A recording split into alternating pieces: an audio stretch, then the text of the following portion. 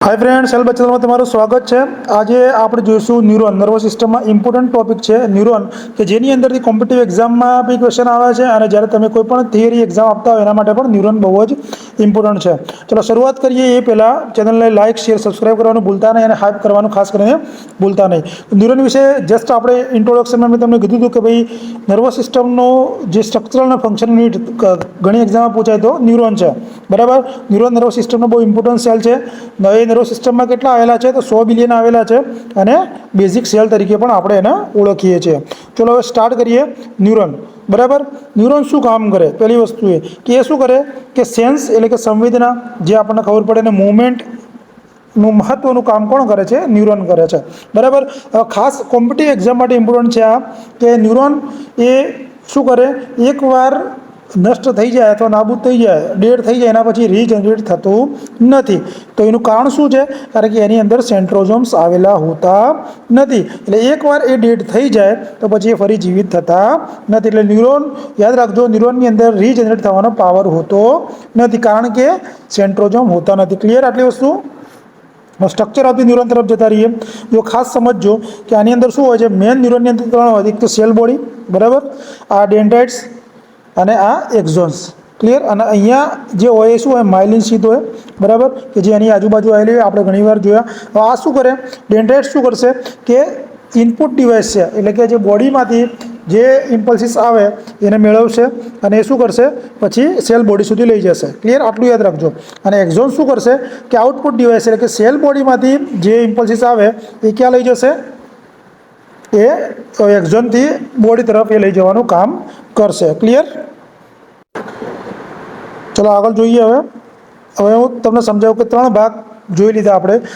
Dendrite શું કામ કરશે? ડેન્ડ્રાઇટ ઇમ્પોર્ટન્ટ શું છે આની અંદર, કે તે શું કરે? Receive impulses. ક્યાંથી રિસીવ કરશે? કે જે આપણા શરીરમાંથી આવે એને શું કરશે? રિસીવ કરવાનું કામ કોણ કરશે? ડેન્ડ્રાઇટ કરશે, બરાબર। હવે એક ન્યુરોન કેટલા ડેન્ડ્રાઇટ્સ હોય? ઘણા બધા ન્યુરોન ડેન્ડ્રાઇટ્સ આવેલા હોય છે। ક્લિયર? હવે ડેન્ડ્રાઇટ શું કરશે? રિસીવ ઇમ્પલ્સિસ કરશે અને એ ઇમ્પલ્સિસને બોડીથી દૂર લઈ જવામાં મદદરૂપ કરે, બોડીની બાજુ સેલ બોડી તરફ લઈ જવાનું મદદરૂપ કરે। એટલે યાદ રાખવાનું, આ જે સેલ બોડી હોય, બરાબર, અહીંયા ડેન્ડ્રાઇટ્સ આવેલા હોય અને આ એક્ઝોન્સ હોય, એ શું સેલ બોડી તરફ લઈ જાય। આમ ડેન્ડ્રાઇટ્સ શું કરે? સેલ બોડી તરફ લઈ જવાનું કામ, આટલું યાદ રાખવાનું છે તમારે। સેકન્ડ વન, સેલ બોડી, કે જેને આપણે શું કહીએ છીએ? સોમા તરીકે ઓળખીએ છીએ। શું કહીએ છીએ? સોમા તરીકે ઓળખીએ છીએ। તો સેન્ટર પાર્ટ છે ન્યુરોનનો, મેં તમને કીધું, બરાબર। ઇમ્પલ્સિસ રિસીવ ક્યાંથી કરશે? ડેન્ડ્રાઇટ્સમાંથી કરશે, બરાબર। ડેન્ડ્રાઇટ્સ શું કરશે? સેલ બોડીને આપશે અને સેલ બોડી કોને આપશે? એક્ઝોનને આપશે, બરાબર। એટલે અને ખાસ સેલ બોડી મેટાબોલિઝમ્સમાં મહત્વનો રોલ ભજવે। શામાં મહત્વનો રોલ? મેટાબોલિઝમ્સની અંદર આ ભજવે છે। અને ન્યુરો ટ્રાન્સમીટર માટે જવાબદાર પણ કોણ છે? તો ન્યુરો ટ્રાન્સમીટર માટે જવાબદાર છે સેલ બોડી। આપણે જોઈશું ન્યુરો ટ્રાન્સમીટર આગળ। ક્લિયર?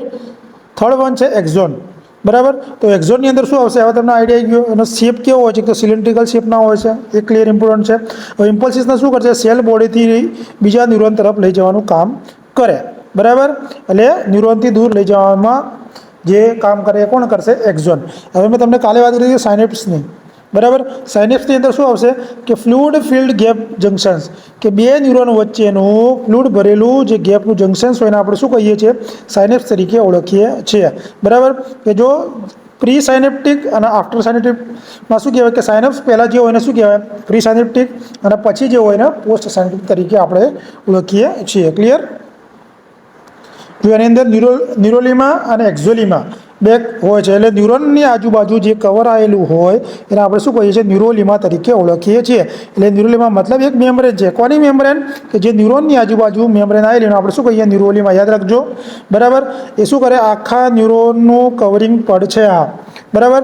એક્ઝોલીમા એટલે એક્ઝોન પરથી યાદ રાખવાનું એક્ઝોલીમા, ન્યુરોન પરથી યાદ રાખવાનું ન્યુરોલીમા। તો એ એક્ઝોનની આજુબાજુ જે મેમ્બ્રેન્સ આવેલા આપણે કહીએ એક્ઝોલીમા, બરાબર। એ એક્ઝોનનું એક પડ છે, બરાબર। હવે માયલિન શીથ વિશે આપણે ચર્ચા કરેલી જ છે, છતાંય જોઈ લો આમાં કે માયલિન શીથ શાનું બનેલું હોય? પહેલું કે એક એક્સ્ટ્રા શીથ, મેં તમને કીધું એ રીતે એના ફોસ્ફોલિપિડનું બનેલું હોય છે, બરાબર। આ શું કરે? સ્પીડઅપ કરવા માટે ઇન્સ્યુલેટરનું કામ કરતું હોય છે, બરાબર। ન્યુરોનને કવર કરે છે। હવે બે પ્રકારના હોય કે માયલિન શીથ હોય એને આપણે કહીએ માઇલિનેટેડ ન્યુરોન, અને જેના માઇલિન શીથ ના હોય એને કહેવાય નોન માઇલિનેટેડ ન્યુરોન. બરાબર, જોઈ લો. હવે માઇલિન કમ્પેરિઝન્સ કરો તમે તો આની અંદર શું છે? માઇલિન નથી. બરાબર, આ માઇલિન છે. માઇલિન શું કરે કે જે આની વચ્ચે નોડ ઓફ રાનવીયર હોય, બરાબર, સ્પીડ અપ ઇમ્પલ્સિસ ન કરે અને કે એઝ એ ઇન્સ્યુલેટરનું કામ કરતા હોય છે આ જે રહ્યા એ. બરાબર, આ શું છે? માઇલિનેટેડ છે. ચલો આગળ. Types of neuron. ન્યુરોનના 3 પ્રકાર છે: સેન્સરી ન્યુરોન, મોટર ન્યુરોન અને મિક્સ ન્યુરોન. આમાંથી ક્વેશ્ચન કેવો નીકળે છે કે ભાઈ સેન્સરીનું બીજું નામ તો એફરન્ટ. આપણે યાદ કરી રીતે રાખશો, એસે યાદ રાખવાનું, એસે નોડ ઉપરથી યાદ રાખવાનું. સેન્સરી એટલે શરીરના સંદેશા ક્યાં લઈ જાય? મગજ તરફ. ક્લિયર? મોટર એટલે મગજના સંદેશા શરીર તરફ લઈ જાય. ક્લિયર થઈ ગયું? મગજના સંદેશા શરીર તરફ લઈ જાય. બરાબર. મિક્સ એટલે એફરન્ટ અને ઇફરન્ટ. અથવા તમે એ રીતે યાદ રાખી શકો, સામે યાદ રાખી શકો. બરાબર, સામે 1 મિનિટ હું લખી દઉં. સામે યાદ રાખવું તો પણ તમે રાખી શકો કે ભાઈ એસ શેમાં આવશે તો એફરન્ટમાં આવશે સેન્સરી અને ઇફરન્ટમાં આવશે મોટર. આ રીતે પણ તમે રાખી શકો. બરાબર, જો એનું એ જ છે. ઓર્ગન્સમાંથી ક્યાં જશે? સીએનએસમાં, સેન્ટ્રલ નર્વસ સિસ્ટમમાં, ત્યાંથી બ્રેન અને સ્પાઇનલ કોર્ડમાં. ક્લિયર? તો આ રીતે જશે. સેન્ટ્રલ નર્વસ સિસ્ટમનું લેક્ચર કાલે આપણે જોઈ લઈશું. બ્રેન, સેરિબેલમ્સ, બરાબર, બધું મેડ્યુલા ઓબ્લોંગેટા, હાઇપોથેલેમસ કાલ અથવા પરમ દિવસના લેક્ચરમાં કાલે આપણે એમસીક્યુનું સેશન રાખીશું. વિડીયો ગમે તો લાઇક શેર જરૂર કરજો. જો મોટરની અંદર શું નર્વ સપ્લાય ક્યાં કરશે? તો મસલ્સ બાજુ, એટલે કે ઇમ્પલ્સિસ પહોંચાડવાનું, મગજથી સંદેશા ક્યાં લઈ જશે? શરીર તરફ પહોંચાડવાનું કામ કરશે, કે જેના લીધે આપણે શું કરી શકીએ? મુવમેન્ટ માટે જવાબદાર પૂછે તો મોટર, જેના કારણે આપણે મસલ્સમાં મુવમેન્ટ કરાવી શકીએ છીએ. બરાબર, ખાસ આ તમારે ઇમ્પોર્ટન્ટ છે કે જે હું ડીપમાં તમને ચલાવું અત્યારે જોઈ લો કે સ્ટ્રક્ચરલ ક્લાસિફિકેશન્સની અંદર શું હોય? મલ્ટીપોલાર એટલે આની અંદર બધા મોટર ન્યુરોન આવશે. બરાબર, એક શું હોય આપણે જોઈએ? બાયપોલરમાં 2 પોલ હોય, એમાં એક ડેન્ડ્રાઇટ્સ હોય ને એક એક્ઝોન હોય. યુનિપોલારમાં 1 પોલ હોય અને એક એક્ઝોન હોય. સુડો યુનિપોલારમાં શું હોય? સુડો એટલે ખોટું. બરાબર, તમને એવું લાગે કે ભાઈ એક જ પોલ છે, પણ એની અંદર ડેન્ડ્રાઇટ્સ અને એક્ઝોન બંને પ્રેઝન્ટ હોય. ક્લિયર?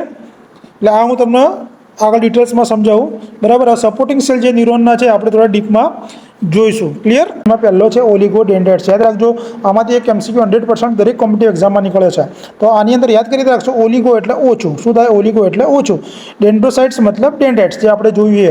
બરાબર, હવે આ શું કામ કરશે? કે માઇલિન શીથ બનાવવામાં કામ કરે. પણ કોની? સેન્ટ્રલ નર્વસ સિસ્ટમની શું કરશે? માઇલિન શીથ બનાવે. કોણ બનાવે? ઓલિગો ડેન્ડ્રાઇટ્સ. તો સેન્ટ્રલ નર્વસ સિસ્ટમમાં કોણ આવશે? બ્રેન અને સ્પાઇનલ કોર્ડનો સમાવેશ થાય છે. Clear? First one. Second one શ્વાન સેલ. તો શ્વાન સેલ્સ એ શામાં મદદ કરશે? તો પેરિફેરલ નર્વસ સિસ્ટમની માઇલિન શીથ બનાવવામાં મદદ કોણ કરશે? તો શ્વાન સેલ કરશે. કોણ કરશે? શ્વાન સેલ્સ. ક્લિયર? જે સેટેલાઇટ જેવા હોય છે. આની અંદર શું જોવા મળે? પેરિફેરલ નર્વસ સિસ્ટમની અંદર શું આવેલું છે? તો ક્રેનિયલ નર્વ આવેલી હોય અને સ્પાઇનિયલ નર્વ. ક્રેનિયલ નર્વ 12 જોડી હોય છે, જ્યારે સ્પાઇનલ નર્વ 31 જોડી તમને જોવા મળે છે. અને કોષો કેવા હોય છે? એકદમ ફ્લેટેડ કોષો હોય છે. અને આની અંદર સેટેલાઇટ સેલ્સ રિલેટેડ પ્રેઝન્ટ જોવા તમને મળે છે. સેટેલાઇટ કોષો સાથે શું હોય? આ જોડાયેલા હોય છે.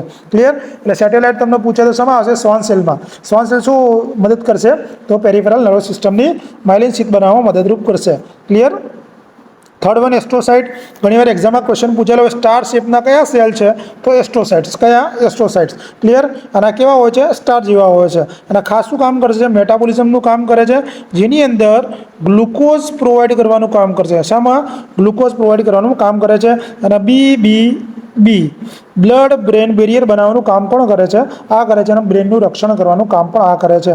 અને એક પ્રાઇમરી ફેગોસાઇટિક સેલ. ફેગોસાઇટિક સેલ્સનો મતલબ શું થાય? કે બહારથી કોઈ પણ ઇન્ફેક્શન આવે તો એને શું કરે? અટકાઈ દે, તો ખાઈ જાય, એનો મતલબ થાય. પ્રાઇમરી ફેગોસાઇટિક સેલ તરીકે કામ કરે છે. ક્લિયર? એસ્ટ્રોસાઇટ શું છે? એક તો કેવા છે?